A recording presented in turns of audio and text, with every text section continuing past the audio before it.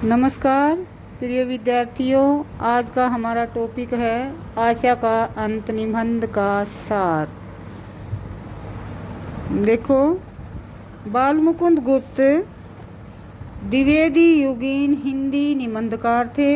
इन्होंने भाषा, व्याकरण, साहित्य, समाज, राजनीति, देश दशा आदि विभिन्न विषयों को लेकर अपने निबंधों की रचना की।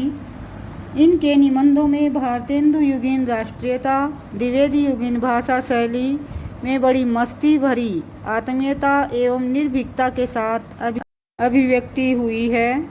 किंतु इनके श्रेष्ठ निबंध राजनीतिक, सामाजिक, जनजागरण एवं राष्ट्रीयता की भावनाओं को लेकर लिखे गए हैं।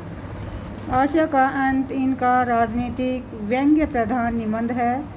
इस निबंध में गुप्त जी ने देशवासियों को अंग्रेजी कूटनीति एवं भारत दूरदर्शा से परिचित करवाने हेतु शिव शंभू जैसे पात्र की कल्पना की है, जो भांग की झांक में आकर कटु से कटु सत्य को व्यक्त करने और सर्वोच्च शासक को भी खरी खरी सुनाने में नहीं कतराता।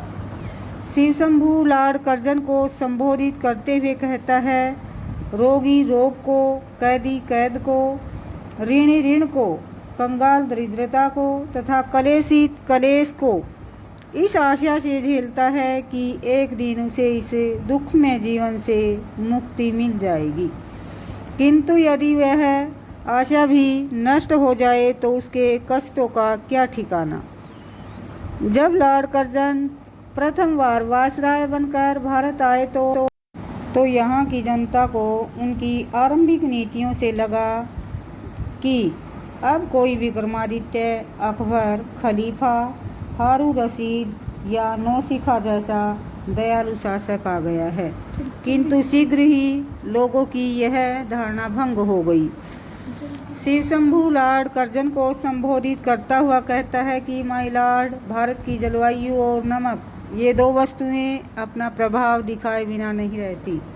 यहाँ की जलवायु से अलग खड़े होकर कितनों ने ही बड़ी बड़ी अटकलें लगाई और लंबे चौड़े मंसूबे बांधे, परंतु यहाँ के जलवायु का असर होते ही वह सब काफूर हो जाता है। आपने दूसरी बार वायसराय बनते ही पहले कार्यकाल के सभी अनुभवों को भुला दिया और आते ही ऐसे कार्य किए जो भारतवासियों के लिए कष्टदायक थे, जैसे कलकत्ता की म्युनिसिपल कॉरपोरेशन की स्वाधीनता छीन ली, अकाल पीड़ितों के प्रति उपेक्षा व्यवहार किया। देश में अकाल के बावजूद आपने दिल्ली दरबार किया।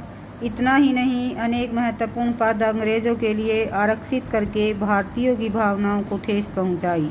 माय लॉर्ड, इस देश का नमक यहाँ के जलवायु का साथ देता है, उसका प्रभाव भी साथ साथ होता रहता है। यह विचार बुद्धि को नष्ट करता है, उदारता समाप्त करता है, आँख, कान तथा नाक बंद करके देश की निंदा करवाता है। आपने न केवल पार्लियामेंट में प्रतिनिधियों के भाषण पर प्रतिबंध लगवाया, अपितु भारत को मिथ्यावादी ध्रुत तक कह डाला और भारतीयों को झूठा मक्कार कहा। गिरे को ठोकर मारना क्या सत्यवादी का कार्य है? दूसरों को मिथ्यावादी या झूठा कहने से व्यक्ति अपनी सत्यवादिता सिद्ध नहीं कर सकता। इसके अतिरिक्त यदि यूरोप या इंग्लैंड 10 वर्ष पराधीन रह जाएं तो उन्हें सत्यवादिता और नीतिपरायणता का पता चल जाएगा। फिर भारत को तो पराधीन हुए सदियां बीत गई। जब अंग्रेजों के देश पर विदेशियों का शासन था, उस समय आपके स्वदेशियों की नैतिक दशा कैसी थी, उस पर विचार कीजिए। भारत एक क्रमवादी देश है। क्रमवादी कभी असत्यवादी नहीं हो सकता है। भारत आपके लिए योग्य भूमि है। आपके स्वदेशी यहाँ बड़ी बड़ी इमारतों में रहते हैं, किंतु लाखों भारतीय रोटी, कपड़ा और मकान के अभाव में रहते हुए प्राण त्याग देते हैं। फिर भी ये लोग अपने राजा या शासक को दोषी नहीं मानते और कहते हैं सब हमारे कर्मों का दोष है। ऐसा क्रमवादी देश असत्यवादी नहीं हो सकता। महारानी विक्टोरिया और उसके पुत्र एडवर्ड के सद्व्यवहार से भारतवासी अपनी स्वतंत्रता का दुख भूल गए थे, किंतु आप उनके प्रतिनिधि बनकर भारतीय जनता के प्रति ऐसा व्यवहार न कर सके। यही इस देश के लोगों के लिए दुर्भाग्य की बात है। फलस्वरूप यहाँ की जनता आपको नहीं चाहती और आप यहाँ की जनता को नहीं चाहते, फिर भी आप यहाँ के एक बार नहीं अपितु दो बार शासक बने।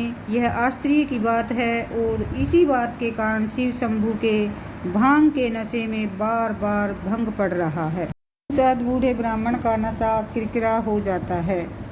बच्चों, इस पाठ से तुम्हें शिक्षा मिलती है कि किस प्रकार बार बार हमारे नेता अंग्रेज़ों से भीख मांग रहे थे अपने शासन के लिए, लेकिन उन्हें कोई भी न्याय और अधिकार नहीं दिया गया था। आपको बच्चों अगर यह वीडियो पसंद आई हो तो चैनल को लाइक और